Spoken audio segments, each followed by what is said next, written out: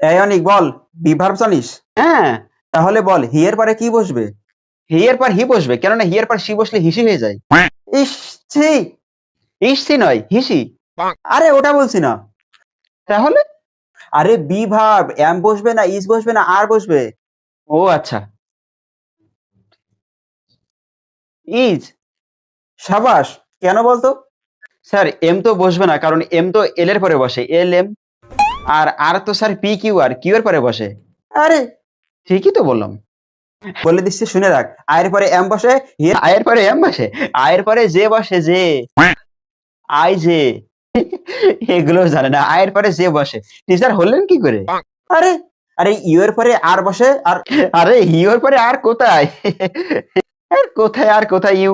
আরে S T U V, your পরে V বসে। স্যার আপনাকে পড়ে আসুন তো, নিজে পড়ে আসুন, যান।